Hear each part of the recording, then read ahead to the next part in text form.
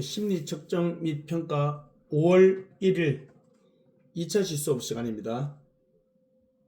자, 지난 시간에 우리가 이 신뢰도의 이 측정의 신뢰도의 개념과 이 신뢰도를 이제 검사하는 방법 4가지, 거기에 대해서 우리가 살펴보았습니다.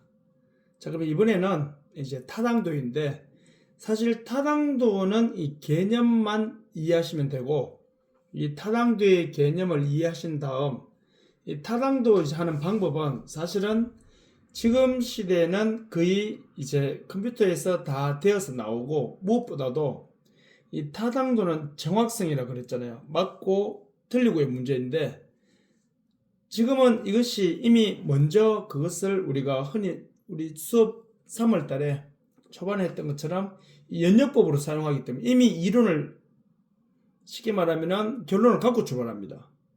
타당도는 이미 긍정적이든 부정적이든 이미 자기들이 원하는 그거를 갖고 출발하기 때문에, 이것도 물론 이제 SPSS 통계 프로그램에서는 그걸 하고 있지만 또 다양하게 우리가 적용해 볼 필요가 있겠죠.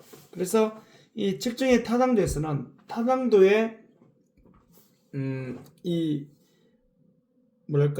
개념만 이해하셔도 여기서는 크게 뭐 수렴 타당도, 판별 타당도 쭉 나오는데, 이 내용들은 이제 그냥 말 그대로 이론적으로 학문적으로만 존재하기 때문에 실질적으로는 사용하지 않기 때문에 굳이 시간을 들여서 할애해서 뭐 볼 필요까지 있을까라는 생각이 듭니다. 그래서 이 신뢰도와 타당도라는 개념은 굉장히 중요한데, 신뢰도는 이미 우리가 학습을 하였고 타당도도 굉장히 똑같이 중요하지만 얘는 이제 개념적으로만 우리가 무엇을 의미하는 건지 그것만 아시면은 뭐 크게 뭐 문제 없이 지나가도 될 것 같습니다. 자, 그러면은 그 내용을 이제 머릿속에 우리가 한번 담아 놓으시고, 자, 이제 한번 같이 보도록 하겠습니다. 먼저 측정의 타당도입니다. 자, 타당도를 보시면은 먼저 나와 있는 것처럼 이제 우리 아까 전에 신뢰도는 측정의 일관성이었잖아요. 이제는 타당도는 측정의 보시면은 이제 뭘로 이루어지냐면은 정확성으로 이루어지죠. 자, 이 정확성, 이거는 우리가 이렇게 한번 생각해 볼 수 있는데, 예를 들어서 제가 신뢰도 내용을 설명할 때 말씀을 드렸던 거와 마찬가지로 이 타당도는, 왜 제가 이 양궁 선수가 이 화살 관역판에다가 이 활을 쏘는 거, 그 관련해서 제가 말씀을 드렸잖아요. 그때 화살이 일정하게 뭐 10점에 다 오든 뭐 0점에 가든 뭐 3점에 오든 6점에 가든 화살이 일정하게 쭉 가게 되는 거예요. 일관성이 가는 거. 그건 신뢰도라고 그랬잖아요. 타당도는 뭐냐면 이제 정확성입니다. 맞고 틀리고의 문제죠.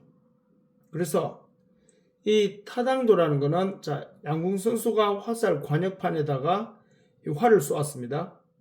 활을 쏘게 되면은 이 활이 어디 가는 게 정확한 거예요. 이 활은 정중앙 10점 만점에 10점에 쭉 가는 게 정확한 거죠. 그렇기 때문에 아까 전에 말씀드린 것처럼 이 타당도라는 거는 우리가 흔히 이런 표현도 많이 쓰잖아요. 네가 하는 그 말이 타당한가 한번 생각해 보아라, 뭐 이렇게도 표현하고, 야, 그게 타당한지 한번 봐라, 이렇게 말하는 건 바로 뭐냐면 그 말이 맞는지 틀렸는지 한번 보라, 이 말이죠. 그 말이 정확한지 한번 보라, 이 말이잖아요. 타당도는 정확성입니다. 재일 때 얼마만큼 정확하게 잘 됐냐, 이거예요. 그러니까 신뢰도는 재일 때 측정의 일관성이었다면은 타당도는 측정의 이제 정확성입니다. 그래서 양궁 선수가 활을 쏘게 되면은 이 활이 뭐 3점에 다 같이 화살이 들어가면은 이거는 부쩍 신뢰도는 굉장히 높다 볼 수 있지만 타당도로 봤을 때는 틀린 거죠. 중앙에 와야 되니까. 그래서 이 타당도는 측정하고자 하는 그 측정 대상을 얼마만큼 정확하게 잘 재봤느냐, 그거랑 관련되는 내용이다라고 여러분들이 봐주시면 될 것 같습니다. 그래서 우리가 이런 경우를 본다면은, 예를 들어서 신뢰도가 높으면 어떨까요? 신뢰도가 높으면 타당도는 높을까요, 낮을까요?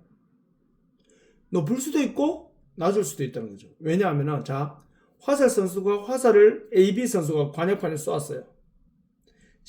A 선수는 5발을 쐈는데 10점 만점에 다 들어갔어요. 정중앙에. 그러면은 이 일정되게 왔어요, 안 왔어요? 굉장히 일관되게 왔죠. 그래 되면은 신뢰도가 높으면서도 중앙에 다 들어왔으니까 타당도도 높죠. 정확하니까. 근데 B라는 사람은 2점에다가 다 쏘았어요. 똑같이. 그러면은 2점에 똑같이 다 들어갔기 때문에 일관성이 있어요, 없어요? 있죠. 즉 신뢰도는 있습니다. 하지만 정확성은요. 10점에 가야 되는데 2점에 갔으니까 타당도는 낮죠. 이런 경우는 신뢰도는 높은데 타당도는 낮은 거죠. 그렇기 때문에 신뢰도가 높으면 타당도는 높을 수도 있고 낮을 수도 있어요. 하지만 타당도가 높으면 타당도는 정중앙에 다 와야 되잖아요. 만점에 10점 만점에 다 모여오면 화살이 그쪽에 다 왔어요. 그러면 중앙에 다 왔으니까 정확하게 맞았죠. 대신에 중앙에 다 왔으니까 신뢰도도 높죠. 그래서 신뢰도만 높으면 타당도는 높을 수도 있고 낮을 수도 있지만 타당도가 높으면 신뢰도는 무조건 높다라는 거. 그거는 우리가 신뢰도와 타당도의 그 내용에 대해서 우리가 관계에 대해서 우리 다음 내용이 나오거든요. 바로 이어서 나오니까 이 내용을 머릿속에 한번 더 잘 간직해 놓으시고 관련해서 보시면은 공부하시는데 훨씬 더 쉽게 그렇게 이해하실 수 있을 것 같습니다. 자, 일단 그렇게 봐주시고요. 자, 그러면은 아까 말씀드린 것처럼 타당도는 이렇게 우리가 심리 측정을 비롯한 그런 이제 다양한 것들을 우리가 측정을 할 때 얼마만큼 정확성 있게 측정을 하였느냐 그러한 내용과 관련된다라고 그렇게 여러분들이 봐주시면 될 것 같습니다. 그래서 측정의 타당도는 측정의 정확성과 관련된다. 이렇게 일단 봐주시고요. 자, 그러면 여기서 바로 나오죠. 자, 볼까요? 이 타당도와 신뢰도의 상관관계를 보시면은 자, 앞서 말씀드렸던 그대로입니다. 신뢰도와 결국 타당도. 자, 신뢰도와 타당도는 바로 뭐냐면은 정의관계를 갖는 거는 아니다 그랬어요. 자, 정의관계가 뭐죠? A는 B다잖아요. 즉 뭐예요? 신뢰도가 높으면 타당도는 아까 어떻다 했죠? 높을 수도 있지만 낮을 수도 있다 했어요. 타당도가 높으면 신뢰도는 무조건 높다 했죠. 그렇기 때문에 신뢰도가 높다고 타당도는 무조건 높고 타당도 높으면 신뢰도 무조건 높다면은 신뢰도와 타당도는 정의관계다라고 하면 되는데 신뢰도와 타당도는 아까 말씀드린 것처럼 신뢰도가 높다고 타당도가 무조건 높은 건 아니죠. 아까 전에 2점에 다 오게 되면은 신뢰도는 높지만 타당도는 낮잖아요, 지금요. 그래서 신뢰도와 타당도는 바로 항상 정의관계를 갖는 거는 아니다. 그럼 가질 때도 있다, 없다? 있다는 거죠. 아까 말씀드린 것처럼 10점 만점에 다 오게 되면 신뢰도도 높고 타당도도 높고. 근데 2점에 다 가게 되면 신뢰도는 높지만 타당도는 낮고. 그렇기 때문에 신뢰도와 타당도는 항상 정의관계를 갖는 거는 아니다. 이렇게 여러분들이 봐주시면은 요 내용 크게 우리 어렵지 않게 볼 수 있을 것 같아요. 반면에 아까 전에 말씀드린 대로 타당도가 높으면요. 타당도가 높다는 것은 정확성이죠. 화살 간이판에 10점 만점에 다 들어왔다는 거죠. 정확하게. 그러면은 한 곳에 정확하게 다 들어왔으니까 중앙에 다 들어왔으니까 신뢰도도 높죠. 그래서 신뢰도가 높으면 타당도는 높을 수도 있고 낮을 수도 있다고 했지만 타당도가 높으면 신뢰도는 무조건 높습니다. 그래서 둘의 관계를 이렇게 보시면 되는데 이어서 나오는 두 설명이 바로 그와 똑같은 설명이죠. 자, 보세요. 신뢰도가 있더라도, 즉 신뢰도가 높더라도 타당도는 어떻다? 결여될 수 있다. 이 말은 높을 수도 있고 낮을 수도 있다. 이렇게 여러분들이 봐주시면 될 것 같습니다. 그리고 밑에 보시면 이제 타당도가 있다면은 이건 제가 두 번째 설명드렸던 거죠. 즉 정확성이 있다면은 일반적으로 신뢰도는 무조건 있다고 볼 수 있습니다. 화살이 중간에 다 들어가게 되면 정확하잖아요. 그럼 타당도가 있죠. 중간에 다 들어갔으니까 일관성 있게 왔죠. 그러니까 타당도가 있으면은 일반적으로 무조건 신뢰도는 있다고 볼 수 있고 신뢰도가 높으면은 타당도는 높을 수도 있지만 낮을 수도 있다는 거. 그래서 신뢰도와 타당도의 관계는 항상 정의관계를 갖는 것만은 아니다라고 그렇게 우리가 한번 이해해 볼 수 있을 것 같습니다. 자, 그렇게 일단은 우리가 한번 봐주시면 될 것 같고요. 자, 그리고 나서 이제 계속 이어서 보도록 하겠습니다. 이번에는 이제 측정 오차입니다. 자, 측정 오차는 우리가 측정이 바로 재는 거잖아요. 쟀을 때 결국 뭐가 발생하는 거예요? 우리가 측정을 할 때 이게 정확하게 잘 되면 되는데 측정할 때 뭐가 발생했냐면은 오차가 발생하는 거예요. 그게 바로 뭐냐면은 측정의 오차. 이 재면서 뭐예요? 차이가 발생했다 이 말이잖아요, 지금요. 그래서 측정 오차를 우리가 한번 이제 살펴보게 될 건데, 측정 오차는 자, 측정 오류, 뭐 오류라고도 하고 뭐 오차라고도 하고요. 자, 측정 오류는 체계적 오류와 이 비체계적 오류로 이렇게 나눌 수 있다는 거. 그거 여러분들이 한번 잘 기억하시면 될 것 같아요. 그래서 지금 보시면은 측정 오류는 그래서 오차 같은 말이죠.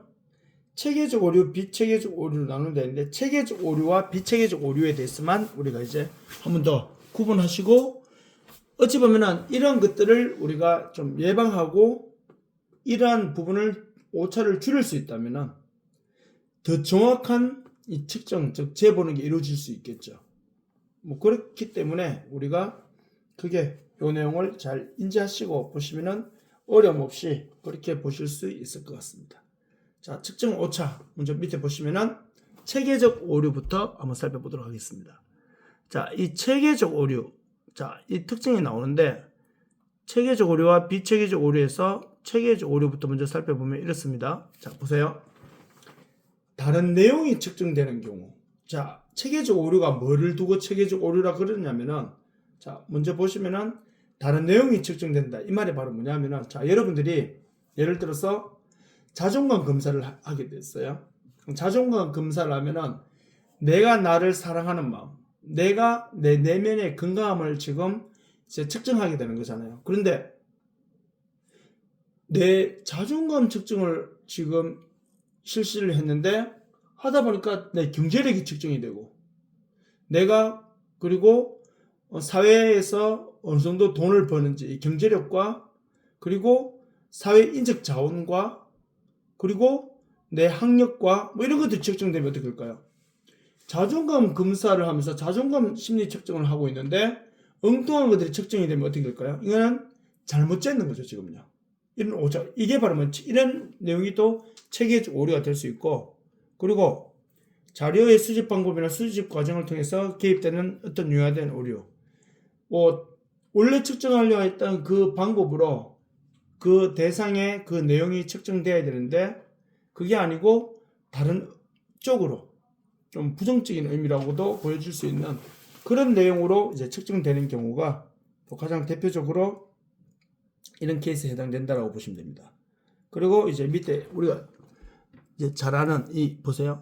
결과가 한쪽으로 치우치거나 변수 간의 관계가 지나치게 높거나 낮으면은 이거는 체계적 오류가 있음을 우리가 한번 의심해 봐야 된다. 이렇게 우리가 표현을 했는데, 자, 이게 바로 뭐냐면요. 이렇게 이해하실 수 있어요. 고정 반응부터 한번 볼게요. 밑에 제일 밑에 이제 갈로에 있는 내용 중에, 자, 이게 어떻게 발생하는 오류냐면은, 자, 고정 반응 같은 경우, 자, 예를 들어서 여러분들이 이제 6월 달에 가서 이제 7월 달이 넘어갈 때 되면은 성적이 이제 공개가 되겠죠.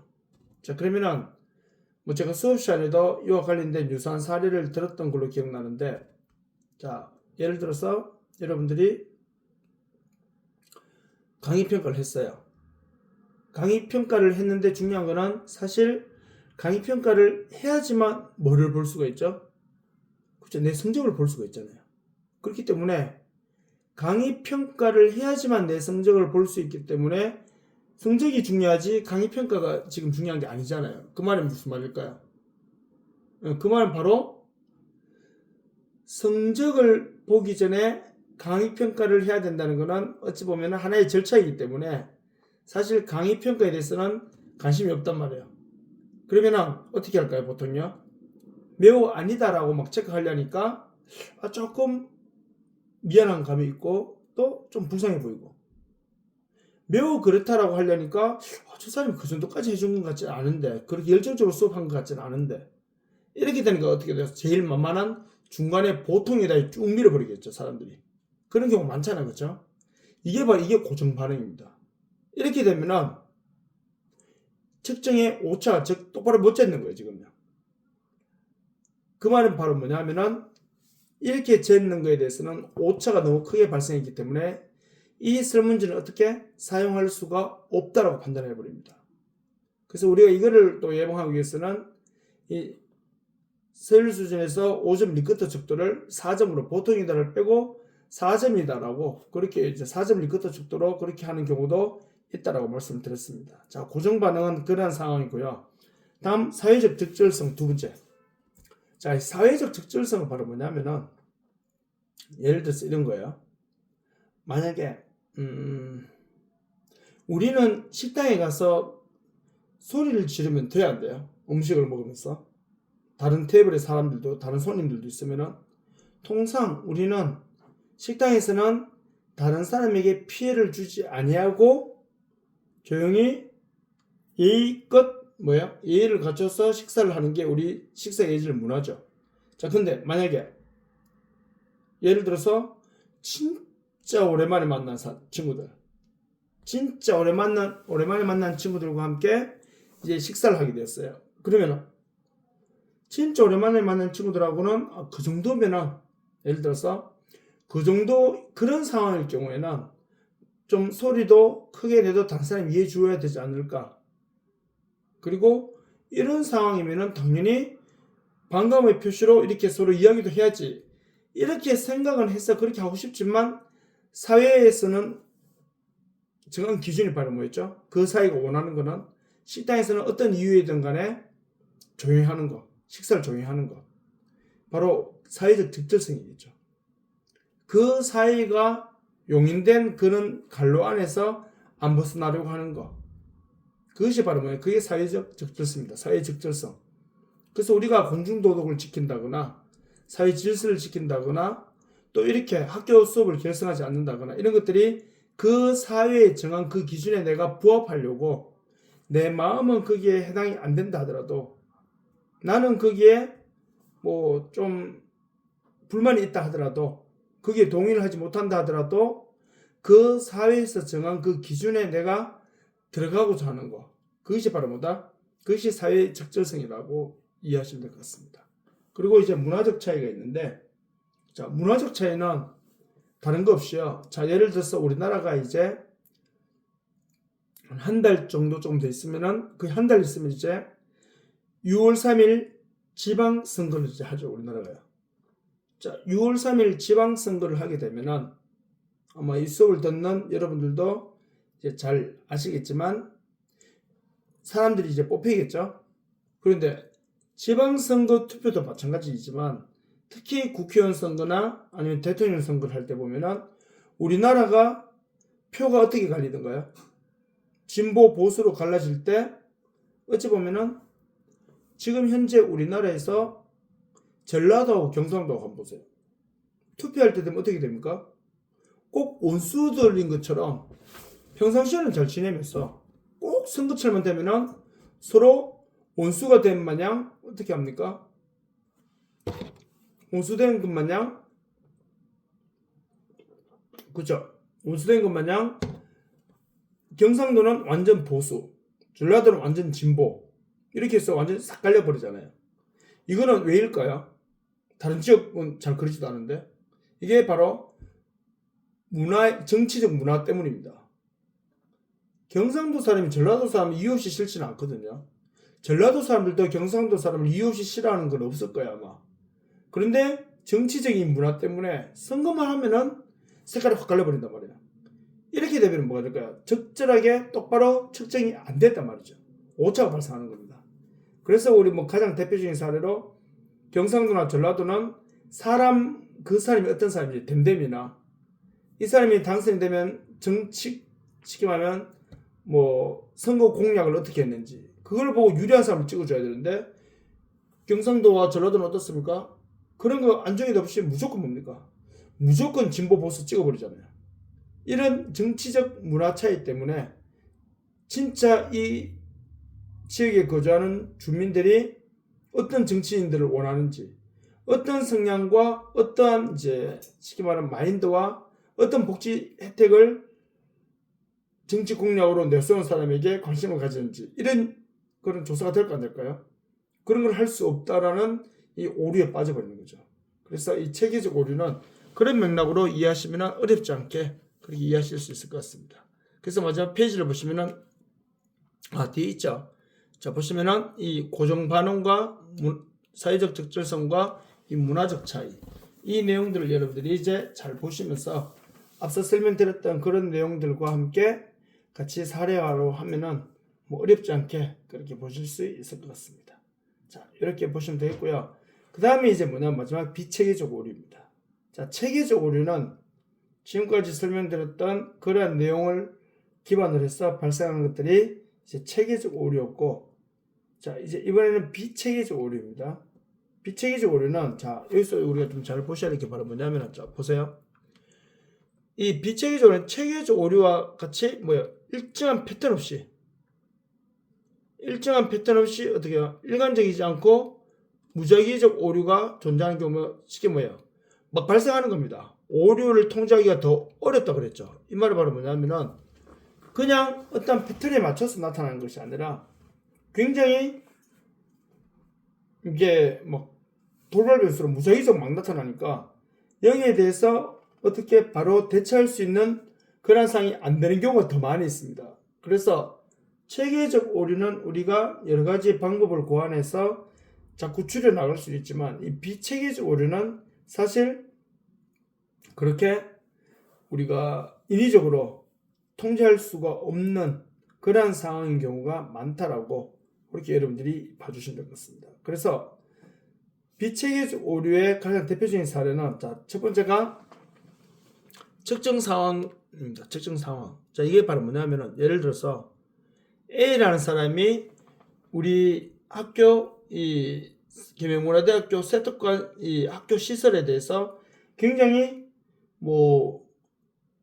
좋다라고 만족도가 높은 걸로 나왔어요. 그러니까 평상시에 본인은 김해문화대학교 학교 이 환경적인 문제가 굉장히 좋다라고 그렇게 판단하는 A라는 김해문화대 학생이 있었어요. 근데 그 학생이 오늘 아침에 학교를 오다가 계단 올라오다가 미끄러져서 엉덩이를 쾅 찍으면서 응치뼈가 좀 다쳤어요. 그럴 때마다 아파요. 그러면 그 친구 입장에서는 마침 그날 그 시간에 근데 마침 그렇게 다쳤는 안 그래도 화가 많이 나 있는 상태인데 왜 이 계단에 물기가 이렇게 많았는지 좀 닦았으면 안 될까 학교 청소하시는 분도 계시는데 이러면서 뭔가 자꾸 불만이 이제 생긴 거예요. 그런데 중요한 거는 이 체계적 오류는 A라는 학생이 학교에서 그렇게 오늘 다쳐가지고 굉장히 지금 아파하고 화가 나 있는 상태인데 마침 그때 뭘 하냐면은 학교 생활 만족도 조사를 하는 거야. 시설 만족도 조사. 이렇게 해버리면요. 평상시 학교에 대해서 좋은 감정을 가지고 있었던 이 응치뼈가 다친 이 A 친구는 그날 학교 환경과 그리고 학교 이 안전 설비가 잘 돼 있다고 체크할까요? 잘 못 돼 있다고 할까요? 지금까지 잘 돼 있다고 생각했지만 마침 자기가 검사한 날이 다친 날이에요. 학교에서. 그러면요. 그렇죠. 측정 상황에 따라서 결과가 바뀌어버리는 겁니다. 이거는요. 그 측정자. 이건 또 뭐가 있냐면은 예를 들어서 측정하는 사람이 학교 생활 만족도 조사를 해요. 근데 측정하는 사람이 나는 예를 들어서 학교에 대해서 별로 좀 불만이 많아요. 수업 내용도 그렇고 그리고 기타 등등을 통해서 나는 지금 현재 우리 학교에 대해서 불만이 많다라고 했는데 이 측정하는 사람이 그 수업을 진행하는 교수님이 아니고 예를 들어서 여러분들이 굉장히 좋아하는 다른 누군가가 와서 시험을 측정한다 그러면 어떻게 될까요? 학교 생활 만족도에 대해서는 굉장히 불만이지만 지금 시험 설문지를 하라고 내어준 그 사람이 너무 좋아가지고 학교가 좋아진 것처럼 체크할 수도 있을 가능성이 있겠죠. 측정자에 따라서 연구자에 따라서 달라질 수 있다고요. 반대로 학교에 대해서는 굉장히 만족도가 높았는데 막상 그 사람을 내가 싫어하는 사람 만났어요. 그러면요 측정 점수가 내려갈 수밖에 없겠죠. 그래서 측정자 그리고 측정 대상자도 그런 맥락으로 우리가 본다면은 이 비체계적 오류는 측정 상황에 따라서 또 측정하는 이제 연구자에 따라서 측정 대상자에 따라서 또 그에 대한 오류로 인해서 오류가 줄어들수록 퀄리티는 연구가 될 수 있겠죠. 뭐 이런 이유로 인해서 비체계적 오류는 패턴 없이 나타나기 때문에 일반적으로 체계적 오류보다 더 이제 무분별하게 나타날 수 있다. 이렇게 여러분들이 봐주시면 될 것 같습니다. 자, 여기까지가 우리가 이제 5월 1일 수업 2차시 시간이었고 마지막 3차시 시간에 한 번 더 수업을 진행하도록 하겠습니다. 수고 많으셨습니다.